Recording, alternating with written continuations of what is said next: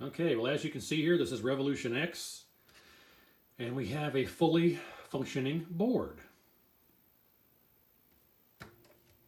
There we go. I just acquired a dedicated Revolution X machine today. It's the two-player version, and when I got this loaded out of the truck and brought in the garage and inspected, I did not turn the machine on because it had problems, which I won't get into now. So I removed the board and brought it in here for the test bench to do some testing on, and I inspected it very well for corrosion because we all know these surface mount capacitors there will leak, but fortunately not a single one of them leaked, and there wasn't an ounce of corrosion anywhere on this board, and that was great. However, it was totally, completely dead. I turned it on and it did absolutely nothing. No life, no activity, no signs of life, nothing. It was dead. I'm like, okay, great, because these are notorious for being problem childs, and I've never worked on one before. So I thought, okay, maybe even though the caps aren't leaking, that maybe they're bad. So I went ahead and just took them all off and replaced them all with 50 volt 10 microfarad electrolytics. So everywhere there was a surface mount cap is now a 50 volt 10 microfarad electrolytic, and it worked out just fine. But of course, when I turned the power on, the board was still dead. No signs of life, no nothing.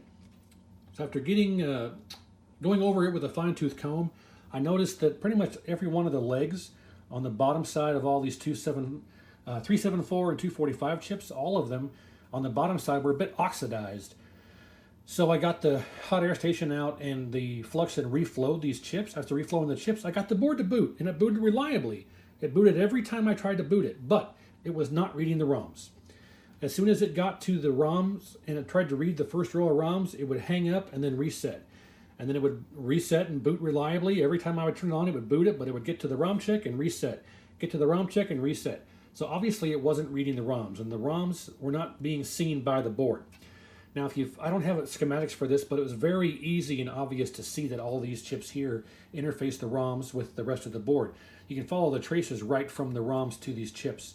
And I think each row has a 245 chip and a 374 chip. I think these two are for this row, these two are for this row, these two are for this row, but I don't know where the 374 chip is for this row.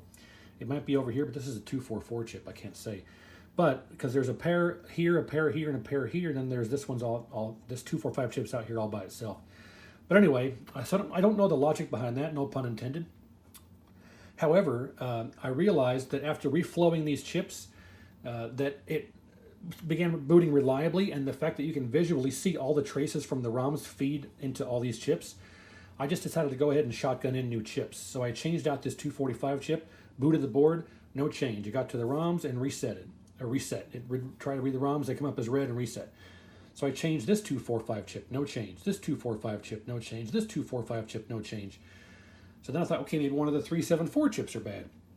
So I changed this 374 chip, booted it up, no change. Changed this 374 chip, booted it up, no change. I changed this 374 chip, booted it up, and voila, perfect. So the moral of the story here is that we had a non-working board, and we did some preventative maintenance by putting the electrolytics back on in place of the surface mount. And you can see all the chips there that I, one at a time, I would change one chip and boot it. Okay, that didn't work. Change one chip and boot it. Okay, that didn't work, so on and so forth. When I got to the very last chip, which happened to be this 374 chip, U40, the board works perfectly now. So now I have a working Revision X PCB. I know that these are problem childs, but got lucky this time. It was just bad contacts keeping it from booting, and then we had a bad 374 chip that was keeping it from reading the ROMs, and of course preventative maintenance with the caps. And now it's good to go. So now I can get the cabinet restored and get the project up and running. I have the soundboard here. I have not tested it because I don't have a 15 volt AC power source on the test bench. I'll have to test it in the actual machine, but I can already see that we got an issue with the fuse holder. Someone's jacked with that. That's all messed up, so I'll have to fix that. I think somebody just smashed it down, to be quite honest. But this connector here is for the 15 volts AC that runs through this rectifier. You can see AC plus and minus. So this board will not run without the 15 volt AC signal. It might be 12 volts. I think it's 15 though. So I'll have to, I took this out of the cabinet because somebody spilled something on it. You can see there's like this soda stain or something on it. Is it on the back side? It's not. Yeah, it's on the back side. So someone spilled something in the cabinet that got on this, so I need to clean this. That's why I took it out. But the main thing here was I robbed all these chips from a UMK3. Well, actually, it's a Wolf unit. This is a parts board that I use for stuff, and I robbed some 374 chips and the 245 chips from here. So it's the same thing with this. All of these 245 chips are what interface the ROMs with U35. U35 is what tells the rest of the board. The ROMs feed all these 245 chips, and the 245 chips talk to U35. The U35 talks to the rest of the board. So I knew that there had to be something going on with these chips if the ROMs weren't being read by the board, because of my experience with the Wolf units. So yeah, got lucky. If you have a dead Revolution X PCB and you don't know what to do, I would highly suspect your caps. Check your caps for corrosion, anything like that. If all that's good, then I would suspect and start reflowing and replacing these chips one at a time to see which one's causing your problem. So that's my experience. Hopefully it helps you out. And, music is the weapon. Game on.